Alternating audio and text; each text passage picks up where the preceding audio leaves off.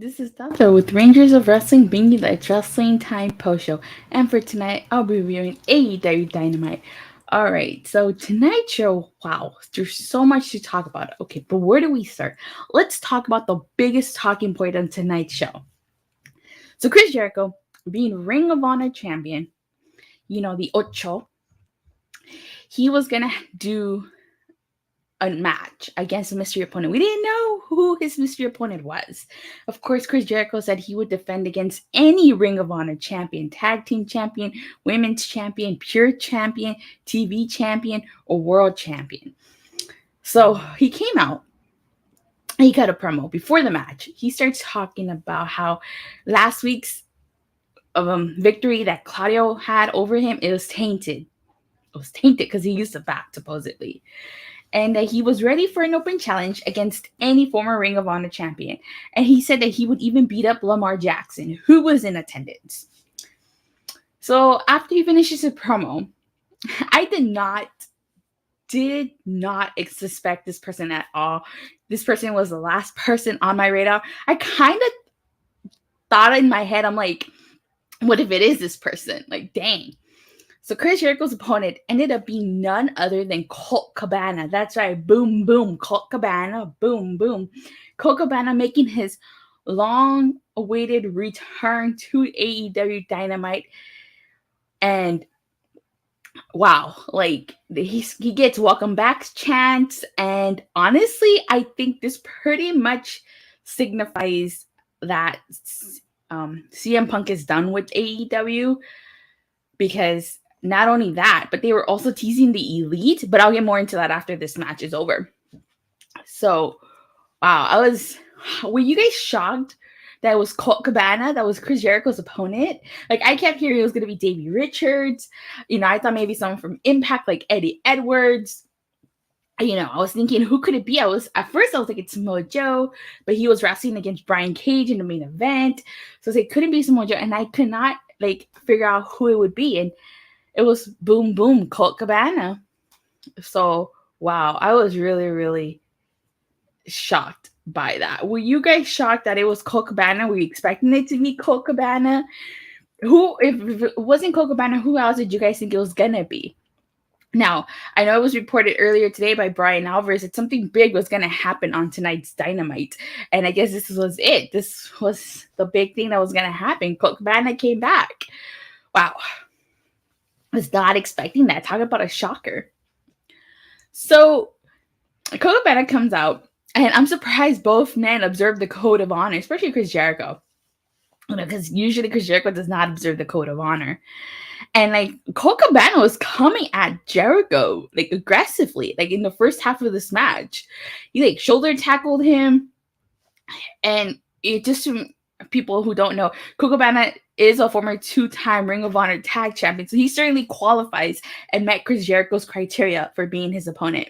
So there's this one spot where Cabana dropped Jericho on Daniel Garcia, and Colt Cabana had Chris Jericho in the pinning predicament, but Jack Hager pulled Cabana off of Jericho.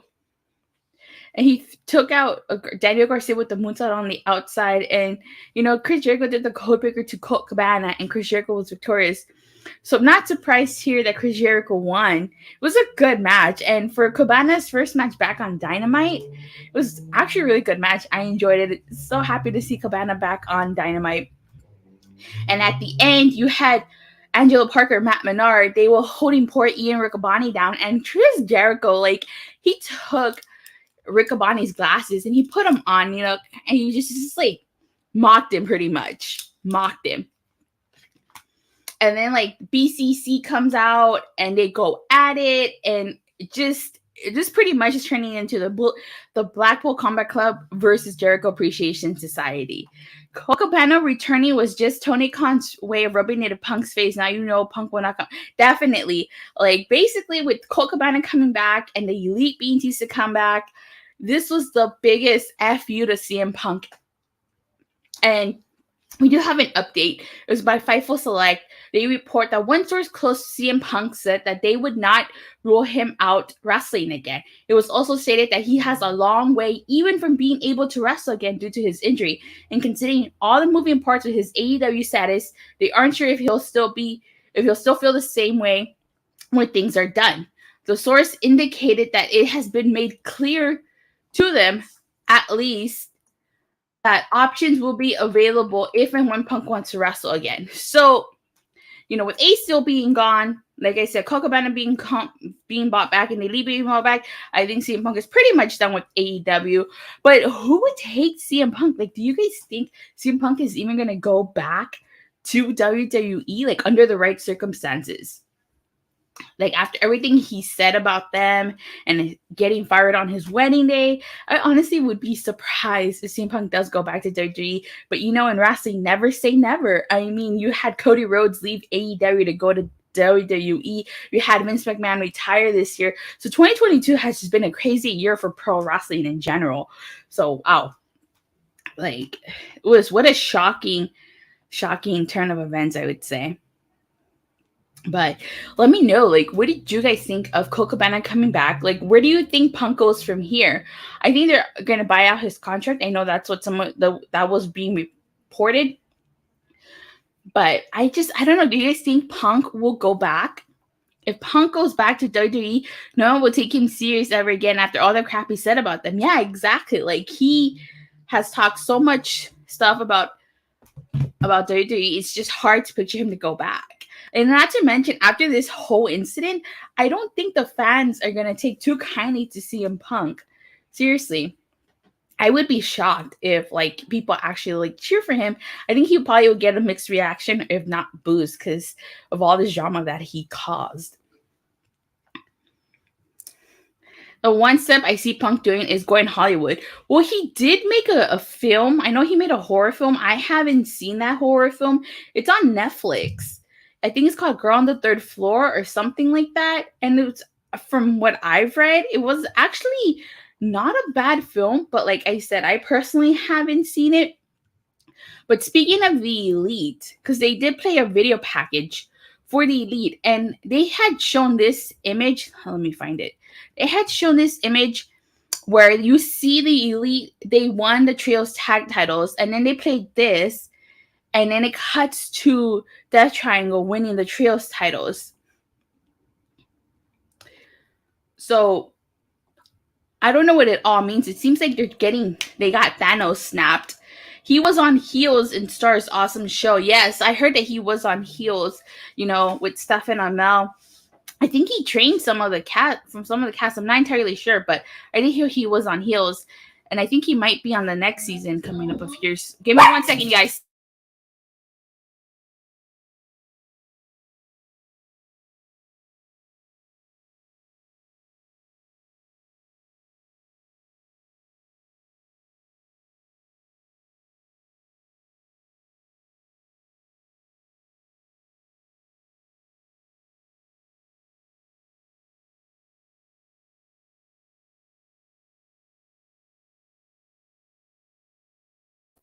Sorry about that, you guys.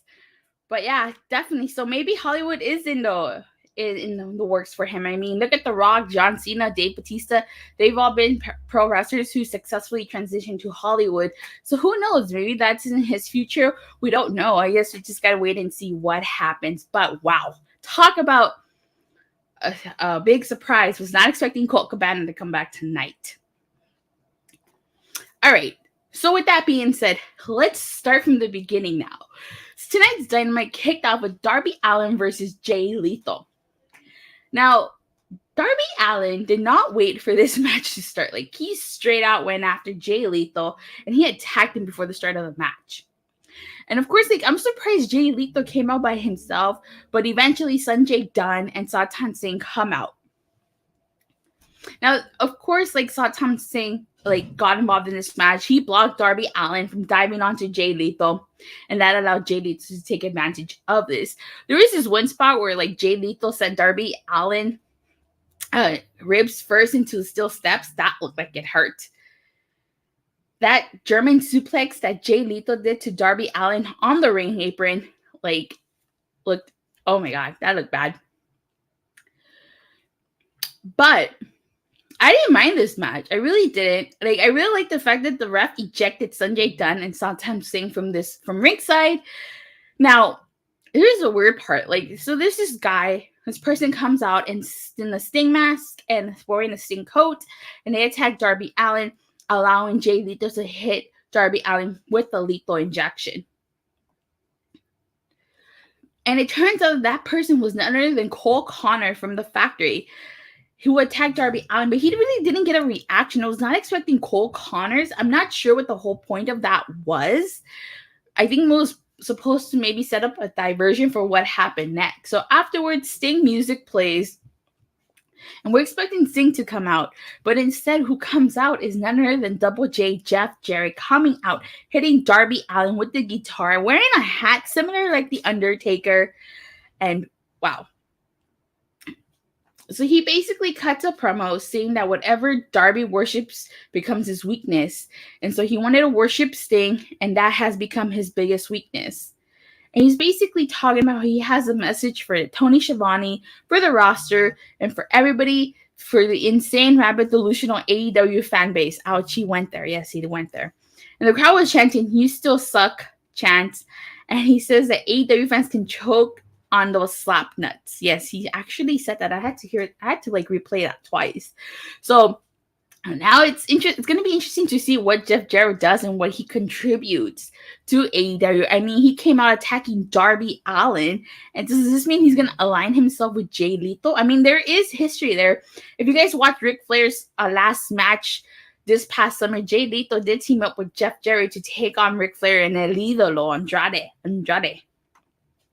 It was pretty good match. Darby attacking Lethal was crazy in the beginning. It definitely was. I thought it was going to be the other way around. I thought Jay Lethal was going to attack Darby Allin before the start of the match, but I was pleasantly surprised it was Darby Allin. So we get a Jon Moxley promo, and he's basically talking about how like he likes Lee Moriarty and how him and Brian thought that he was not a good fit for the BCC because he wasn't violent enough and he wasn't nasty enough. And so he basically wants Lee Moriarty to be mean, nasty, and violent. And this is when the Elite video package plays. I already talked about that, but I'll briefly talk about it again. It was basically them like showing the Elite winning the trios titles, and then it cuts to the Death Order winning those trios titles. So I'm very curious. I wonder if the Elite's going to come back as heels. So this leads into the AEW World. Give me 1 second again, you guys. Sorry.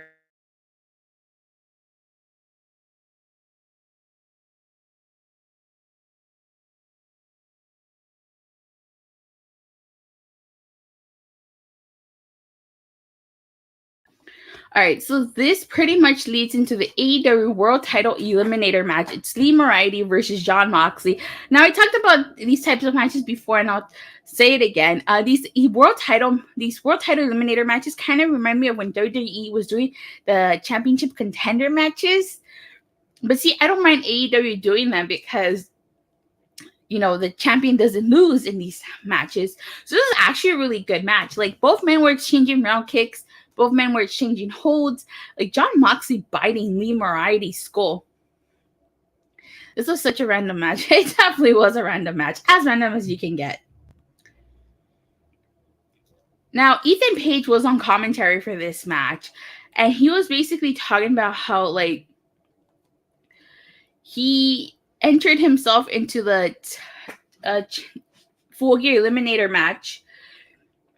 And so during this match, you had Moxley encouraging Moriarty to hit himself, to hit him. Like, he was telling Lee Moriarty to hit him. But Jon Moxley ended up winning this match. And then, like I said, Ethan Page was on commentary. So he comes off of commentary and he hits Jon Moxley with a boot. I was expecting all ego, but he didn't do that. I don't know why. Then Stokely Hathaway comes on. He picks up the title and puts it on Jon Moxley. But, oh yeah, so like I was saying, Ethan Page on commentary was talking about how MJF is like a liar and he's known the guy since he was 18 years old. So very interesting that Ethan Page was saying that. Like I said last week, we don't know if MJF is fully a babyface or if he's just tricking us into thinking he's a babyface. So it's very curious to see where it's gonna go. I personally think he's tricking us into being a babyface. I don't think he would actually be a babyface. I think he works better as a heel. But what do you guys think about Ethan Page said about MJF? You really think he's lying? We also found out that more names will be announced on Rampage for the Full Gear title eliminator match, with the winner winning and receiving a title match at Winter is Coming.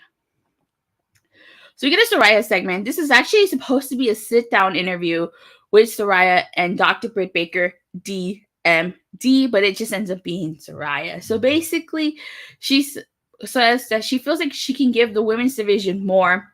And Renee Paquette straight out asks her if she's been medically cleared to wrestle.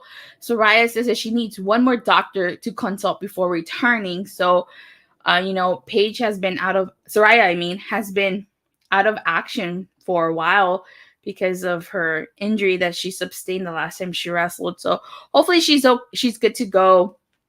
And hopefully she, it all goes well for her.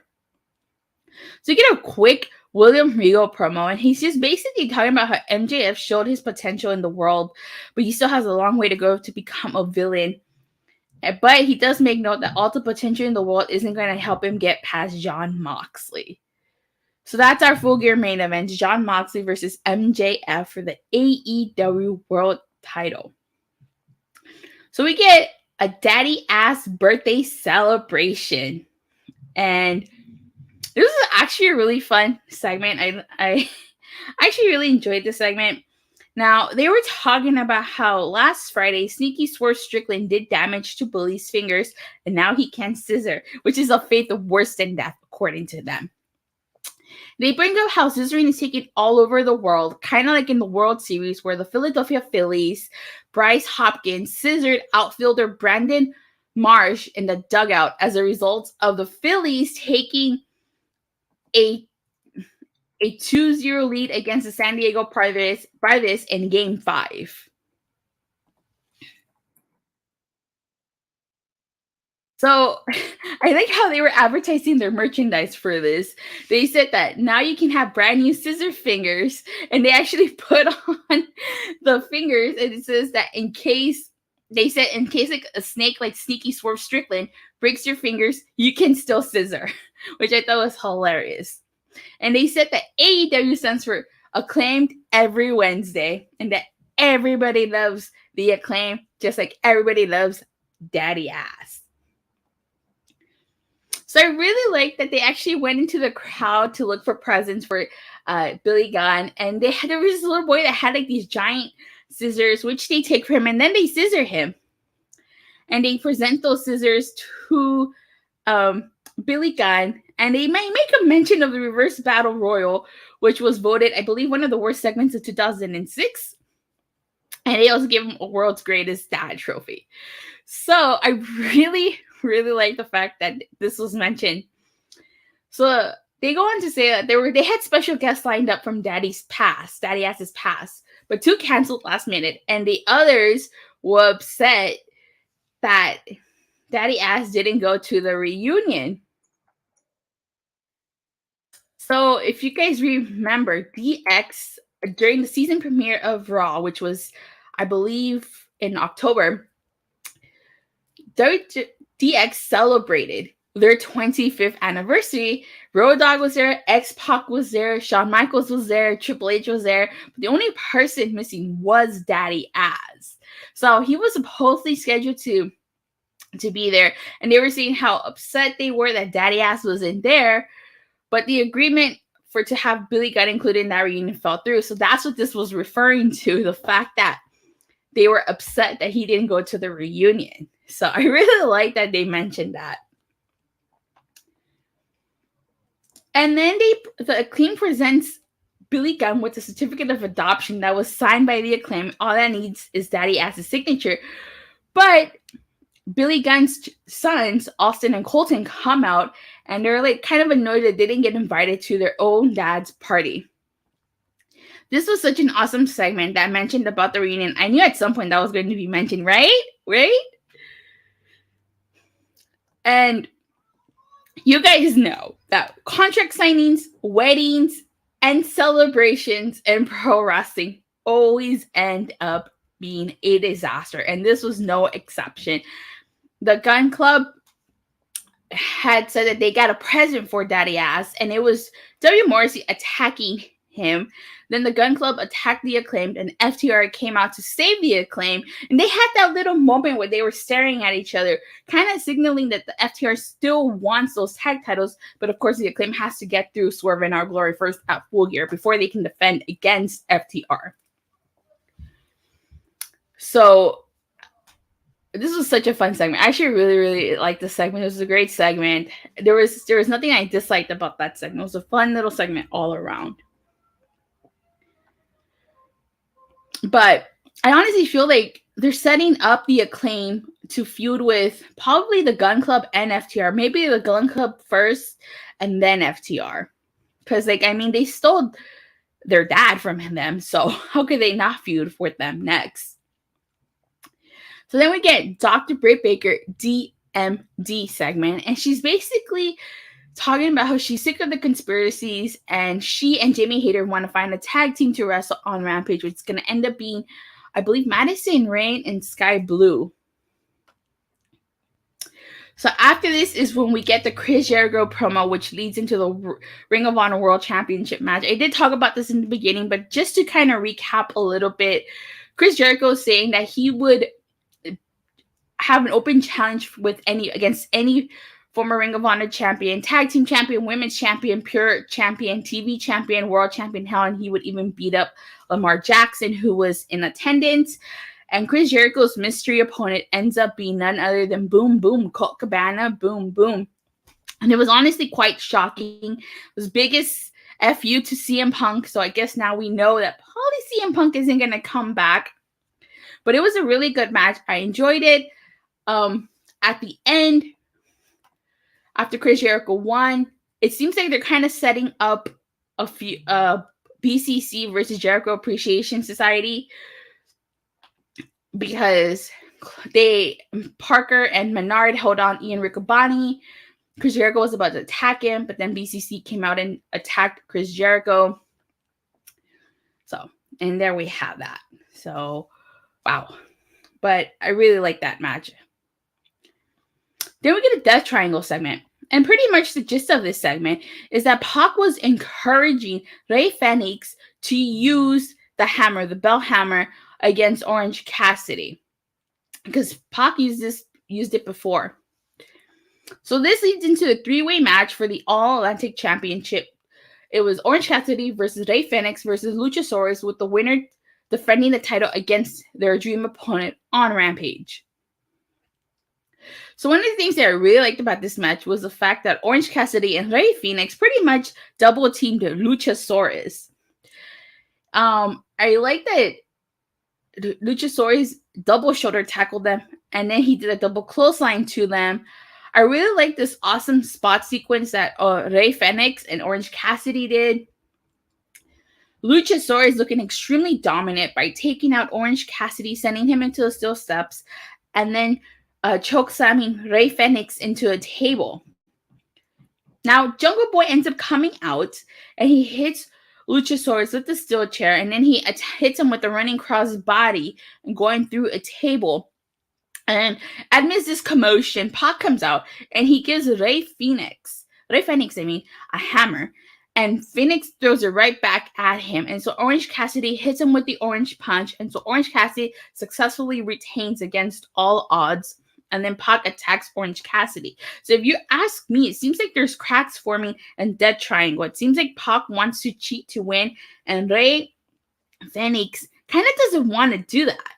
So very interesting to see if it's gonna cause a breakup, because they are the trios champions. So I have a feeling that they're gonna defend their trios their trios titles, probably against the team that came out after this. And then they'll probably lose, and maybe they'll maybe Pac will turn on them, or they'll turn on Pac. This kind of reminds me like the Swerve In Our Glory storyline too, because I think it's pretty obvious that Swerve Strickland and Keith Lee are going to break up at Full Gear. So after Pac attacks Orange Cassidy, you have Rocky Romero, best friends, and Shibata all come out. And Shibata's first appearance was at Forbidden Door, where he saved Orange Cassidy from Will Ospreay.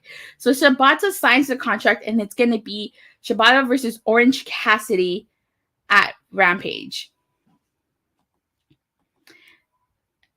That All Atlantic Championship feels like the 24/7 title. Really? You think so? Okay. So we have our Swerve In Our Glory segment, who we get Swerve Strickland backstage with Rick Ross, who says that he's there because Swerve Strickland is the largest recording artist in the world. And the interesting thing is that Keith Lee shows up, and he says that he tried to contact Swerve Strickland, but he didn't hear from him. And he knows that Swerve Strickland cheated, and asked who was holding the camera when he was doing when he kidnapped Billy Gunn. So that's a good question. Who was holding that camera? So he fails to answer these questions. And we do find out that next week we are getting an 8-man tag match. It's FTR, Indie Acclaim versus Gun Club and Swerve In Our Glory. So again, they're planting the seeds of a breakup. I think that at Full Gear, after they lose, because they are going to lose, they're going to break up. And I think Swerve Strickland's going to turn on Keith Lee. So we have the TBS Championship match. Is the problem Marina Shafir versus Jade Cargill. Well, this match was more about the rivalry between Jade Cargill and Nyla Rose. Nyla Rose and Vicky Guerrero coming out. She was doing commentary kind of to distract Jade Cargill. And it didn't work. But this was not a good match. Marina Shafir's still pretty green. I know she'll get better eventually with time, but I just was not a big fan of this match. It didn't do it for me. I mean, I get why they did that, because Jade's feuding with Nyla, but just this, I could do without this match. Snow Fear site tonight. Thank God it was short. I was going to take my night, go for it.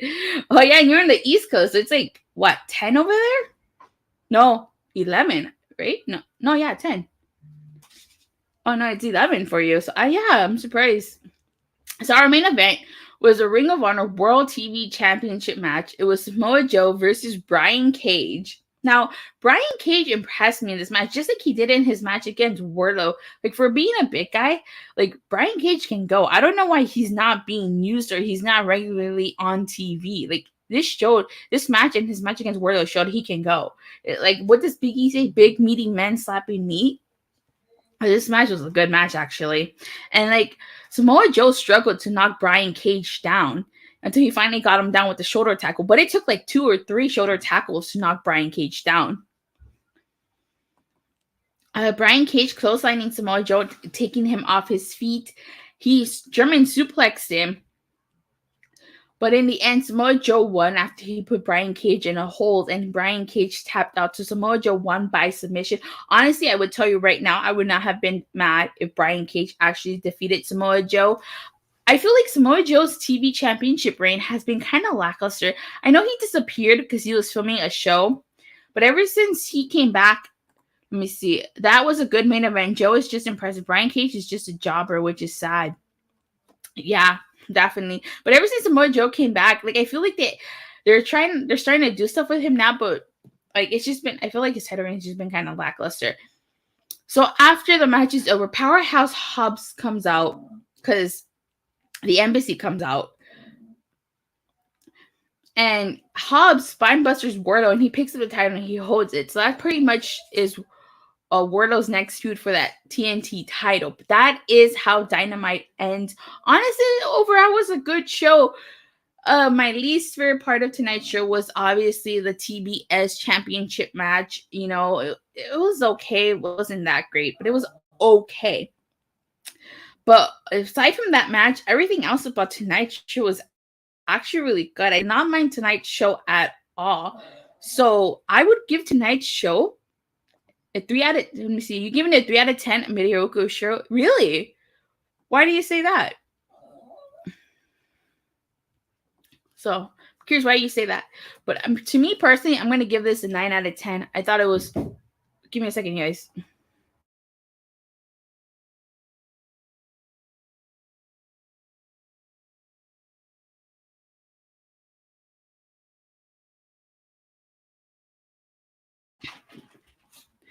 I'm gonna give it a 9 out of 10. I actually thought it was a really, really good show. Aside from that women's match, and it's crazy. We got Colt Cabana coming back. We had Jeff Jarrett. We had Lamar Jackson. We had Rick Ross, like all on tonight's show. Was not expecting that. But with that being said, you guys, thank you guys all so much for watching and for the continuous support. I do have an announcement. I'm not gonna do a review of SmackDown Rampage or of Crown Jewel. I am gonna go to the Comic-Con Museum and I'm gonna attend the Beyond Amazing Spider-Man exhibit. It's celebrating 60 years of Spider-Man, so I'm really excited to attend that. And as far as my unboxing goes, everybody pretty much wanted to see the Lord Zed unboxing, so that should be out next Tuesday.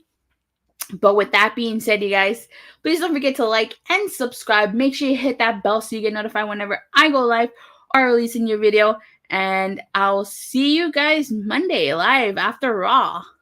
Bye.